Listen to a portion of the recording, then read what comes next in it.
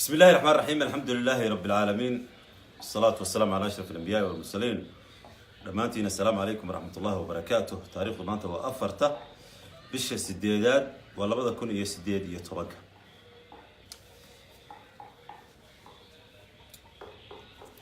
عنوانك وحوا كقرن برامج كان توسكا كذا ونسان بوجيجا وحكو قرن حقوق الدنبيي تلسكي عبديلي أما جبجبده تلسكا عبديلي براها برشدا وحوي وادو شديد وركا إن سو قارية وحكا صعدة تكتيجا وحكا صعدة دولك الصوماليات إثيوبيا حوجة كويس سطو دول سندها بدن سو سعودي وأمه إن شاء الله إنه إمك بلامي لما تكي دول مجاسي إنه سورة إن شاء الله بإذن الله الكريم marka ugu horeysa warkii ugu dambeeyay aynu kala qaadano warka ugu dambeeyay waxa weeye ciidamada federaalka Ethiopia ee haysta dhulka Soomaalida ayaa qabsaday dhamaan ama inta badan xarumaha ugu muhiimsan dhulka Soomaaliyeed ay Ethiopia haysato طبعا dadka qaar waxa u yaqaan dowladda deegaanka Soomaalida Ethiopia laakiin Somalia Ethiopia ma jirto waxa weeye dhul Soomaaliyeed oo Ethiopia haysato xarumihii ugu muhiimsanaa oo u muuqda in yani laga tuurayo ama xilka xoog looga qaadayo Cabdiile oo ilaa imika aan la ogeyn ama aan sugnayn warkiisu halka uu ku dambeeyay kadib markay xarumahaasi la qabsaday waxa aynu aragnay ciidamadaas oo lagu banaan baxayo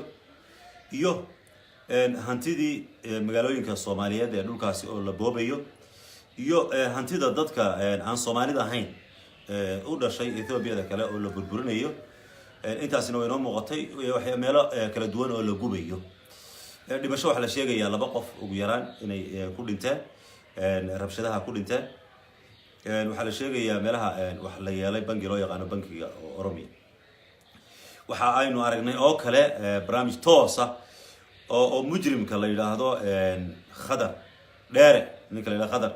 cabdi ismaaciil waxa weeye waa ninka reer dhagaxbuur cabdiilay seediga la oo kamid ah mujrimiintiisa gacan yaraha maanta barnaamij toosa ka duubayay qaybo kamid ah taliska cabdiilay barnaamij live ah oo ama toosa oo Facebook oo ay soo galeen maanta lafteeda taariikhda marka saacad marka ay COVID-19 aroornimo waynu arkaynay taliskii oo barooranaya oo maanta ka sheekeynaya Soomaalinimo al'aana inaguna waxaan leenahay al'aana ma imika ma soconayso maanta in taliska Cabdiile ka sheekeeyaan ay yiraahdaan waxa weeye Oromaana soo weerartay iyo maxay dhulkayga qabsanaysa iyo ma ogolin inay yiraahdaan ma ogolin qowmiyad inay qowmiyad qabsato idinka u gacan galiyay idinka u jilciyay Soomaalida Ethiopia idinka u jilciyay idinka u baaba'saday idinka dhulka qurumsaday idinka jeelogaadeen buuxiyay maanta ma soconayso اليوم لا ينفع الندم maanta qoomameynta la idinka yeeli maayo waxa weeye xilligii baa la gaaray daalimka Ilaahay markuu qabto ma sii daayo waa loo yani seeta dheereeya waxa weeye marka mar uu Ilaahay qorsheeyay qorshihiisa intay doonto baa noqotay markaasna lama sii daayo waxay u muuqataana inay markii la gaaray nimanka iyaga ah yani waa xubno sarsare oo kamid ah taliska Cabdiile kamid ah way soo fadhiisteen barnaamij toosay soo galeen waxay leeyihiin maanta yani ciidamada la dul keenay bay leeyihiin amaankii meeshii nabad ahayd bay leeyihiin meeshii nabad ahayd bayna qowsay waxa weeye nabadeedu way tagtay annagoo si fiican u nool bay yiraahdeen ciidamada la dul keenay xarumihii waaweynaa xarumihii dawladda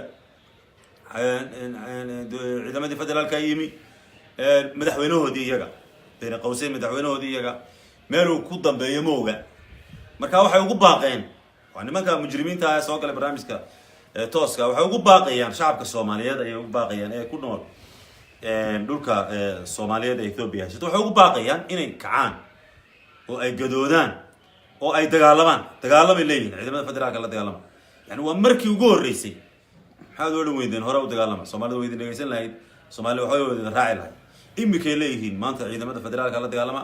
waxay ku sheegeen ciidamadii muxuu federaalka waxay yiraahdaan waxa weeye waa Oromo ay ku yiraahdaan waxa weeye la dagaalamo waxa weeye lama ninka muxuu haysto gobolka Oromia iyo muxuu Abiy Ahmed la dagaalamayna nimankaas ka dambeeyay oo Oromo yani marka waxay doonayaan inay inoo sheekeeyaan maanta waa Soomaali iyo Oromo hadda iyaga dadka muxuu oran jiray dhulkan waxa weeye dhul Ethiopian waxa weeye Ethiopian baan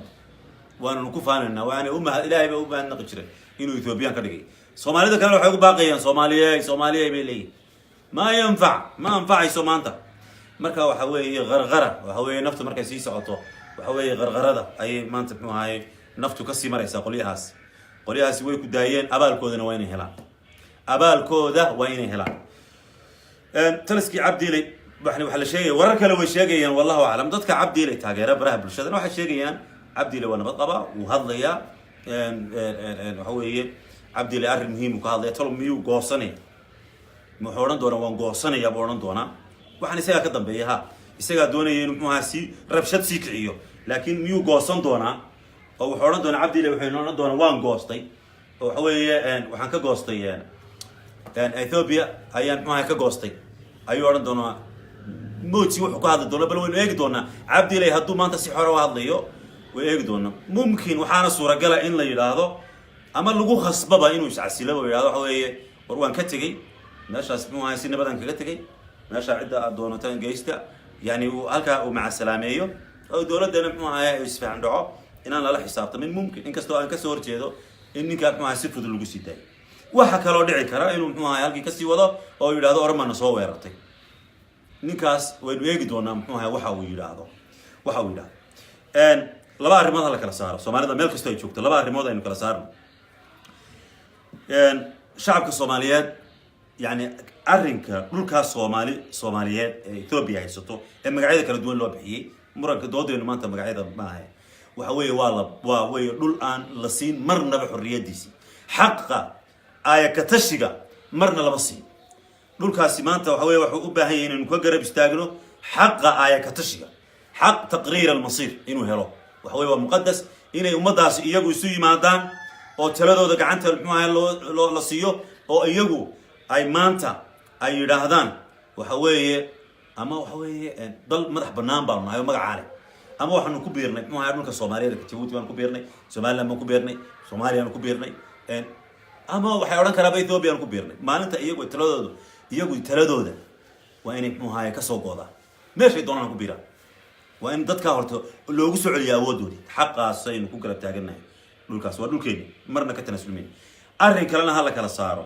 oo maanta yaan muxuu la oran muxuu waxa weeye Sheekh Cabdiilay yaan la raacin Sheekh Cabdiilay suuragal ma wixii raacay isaga iyaga xora laakiin yani cidda muxuu اضحك على من تضحك عليه على من تستطيع ان تضحك عليه يعني خيامين قفكت خيامين كريس Cabdiilay qofkaad maanta ugu sheekeyn karaysid laxan la yiraahdo Oromiya Soomaali baa islaynaysa ugu sheekay marka hore waxa weeye waa in laga takhalusaa adiga kadibna aan u soo jeesana Ethiopia maxaan Ethiopia ka doonaynaa marka hore waa in adiga ka takhalusno khudwada yani khudwada koobaad waa in adiga laga takhalusaa oo yani ay imaadaan dad ay Soomaalida halkaas raali ka yihiin ka way doonaan baan noqdaa ay raali ka yihiin sababta waxa weeye dad mucaarada jiray dad halgamaya jiray dad muxuu dadku doonayaan baa jiray dadku waxay doonayaan ay imaadaan marka hore kadibna muxuu iyadoo la midaysan yahay ayaa Ethiopia muxuu miis lagu wada fadhiisanaya waxa weeye Soomaali oo midaysan oo Soomaalidii kalena ay garabkooda taagan tahay ayaa Ethiopia loo oranaya waxa weeye waa kaas waxaan yaa lagu mashquulin shidaal ba muxuu Oromo cunaysa iyo cabisa iyo waxaan waxa weeye waxay ku xirantay Soomaalida oo midowda oo arrinka ka midowda ayaa muxuu ay ku xirantay yaana lagu mashquulin muxuu Oromo muxuu soo weerartay Oromadu waxa weeye waa dadkii madaxa lagaga taagnaa Tigreegu madaxa kaga taagnaa Oromadu 3 sanadood iyo dheeraad bay banaan baxayeen oo la leeynayay oo laga xidhay ma internetka laga jarayay oo qadadka telefoonka laga jarayay oo aan warbaahinta adduunka halka galay yani ma dadaalkii uu sameeyay Jawaar Maxamed iyo in kooban ayaa ma warka Oromada lagu ogaa marka waxa way xasuuq baahan baa ka dhacay oo Tigreegu uu ku guuleysan waayay aakhirkii Abiy Ahmed wuxuu ku yimi gadoodkii Oromada marka Oromada istiraatiijiyadan aan ahayn Cabdiilay wado waa inaynu kula dhaqanaa istiraatiijiyad oo ah waxaygana aan helo waxaagana hel Oromiya waxaagana aqliimkaaga iyo gobolkaaga iyo dawladdaada xorba oo taanuguna xuquuqdeeda aan raadinay laakiin Cabdiilay inuu maanta markuu soo xasuuqay dadkii soo baabacsaday inuu yiraahdo maanta maxaa laga kaco maya laga yeeli maayo maanta waxa weeye codkiina qolada tooska soo gashay iyo qolada burcada isu bixisay dhalinyarada gaamuurtay yani meel ay ku gaamuureen shalay bay maxaa la sameeyay yani ururka dhalinyarada gaamuurtay ee heego kuwa cabdi uu labciyo oo baldajiya masaarida baldajiya kuwa maxaa waxa la yiraahdaa kuwa jirida ah burcada ah ee dawladuhu adeegsan dad yoga adeegsan dadka laaya suuqa oo halkii ay dawladdu iyadu maxaa dadka soo leen lahayd ama dadka qaban lahayd ama dadka rasaasay lahayd bay jiri hubaysan iyadu ay dabada ka wato ay dirtaa oo maxaa meesha ay doonayso ay u dirtaa waxa loo yaqaan baldajiya kuwaas maxaa heegona waxa weeye baldajiyada dhulka Soomaaliyeed ee Itoobiya haysato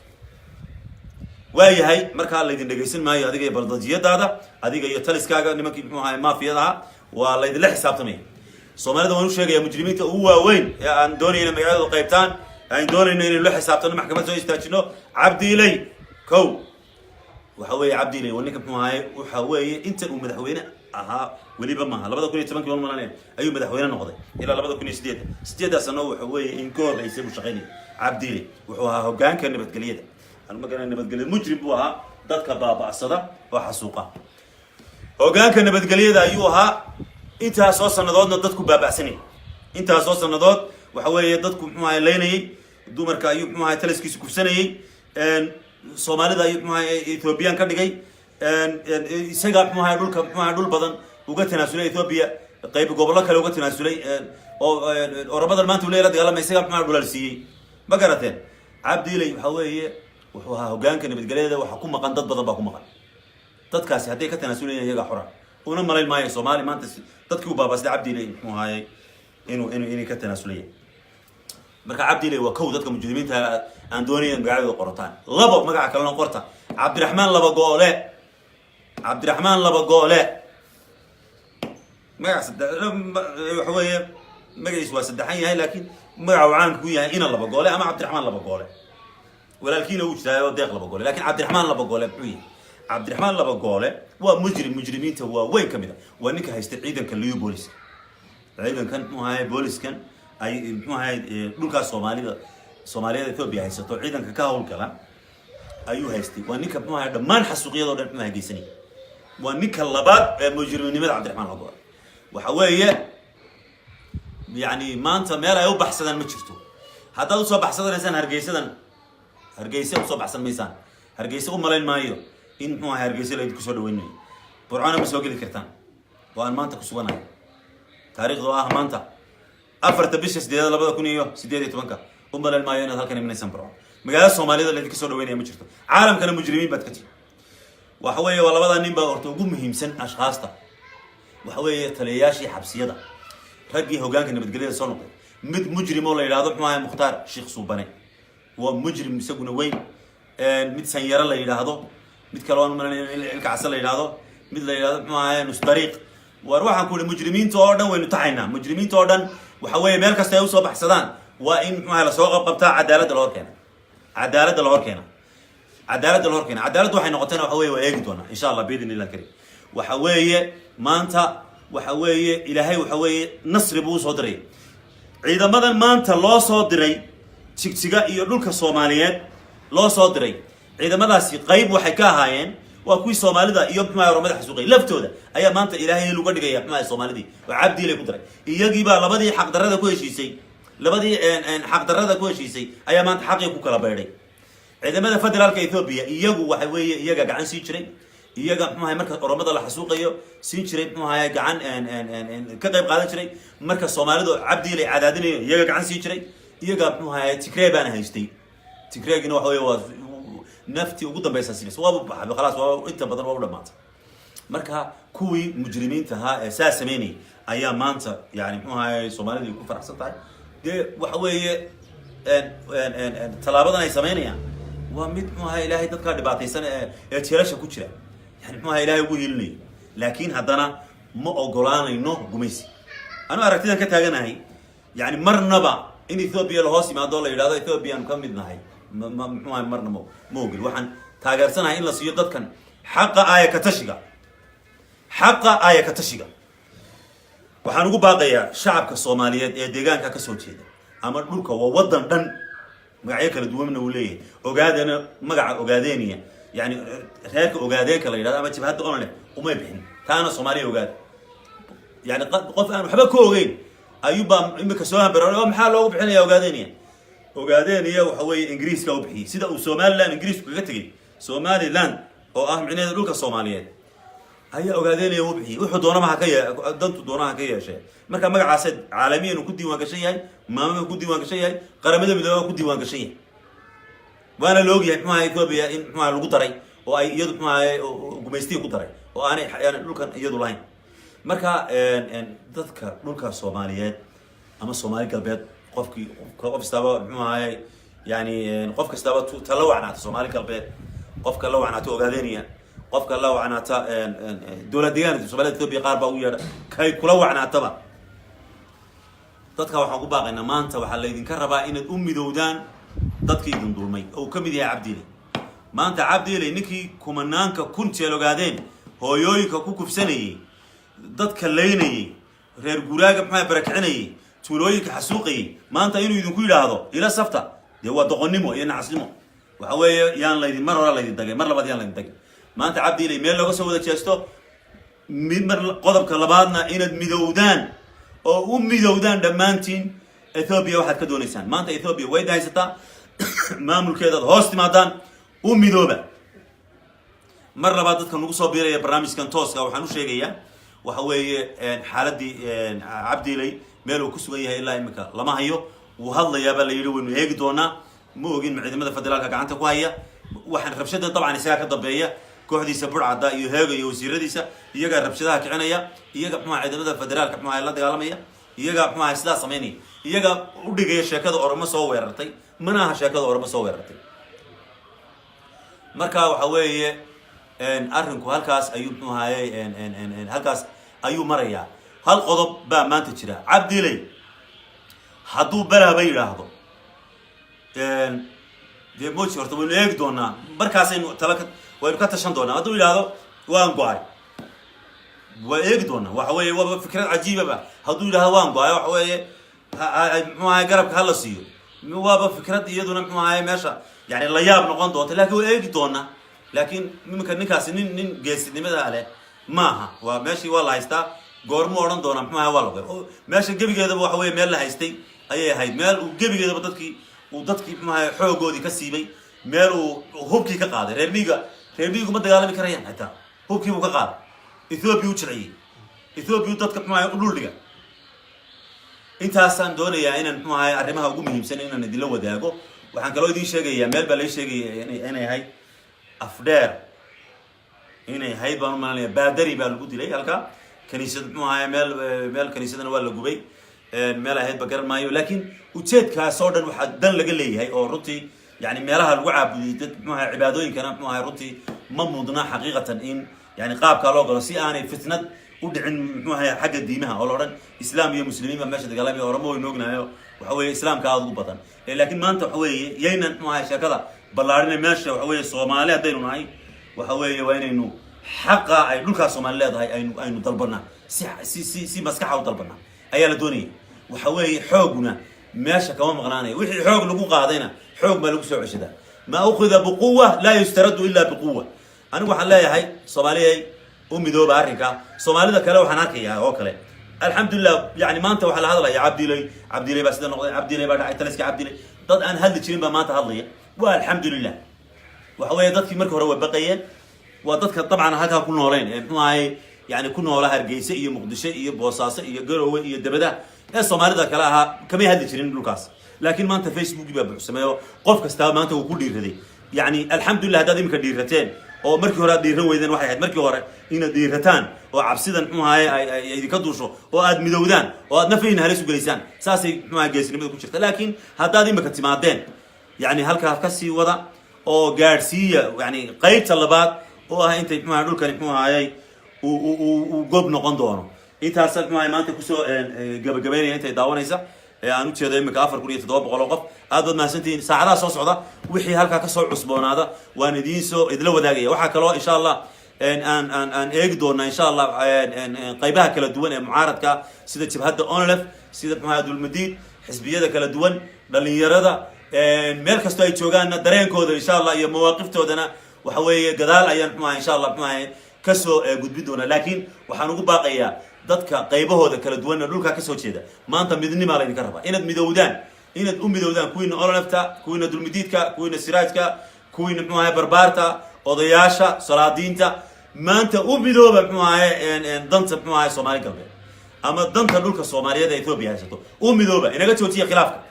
khilaafka marxaladan kuma jirno in la iskhilaafo kuma jirno u midooba xuquuqdiina wixii ay idin mideeyo maxaa ku dhaqaaqa وسلامتين وعد لهذه عبد الملك الشيخ مسعود وكسكن مقالة برعو حروت قبل كتوغ السلام عليكم ورحمة الله وبركاته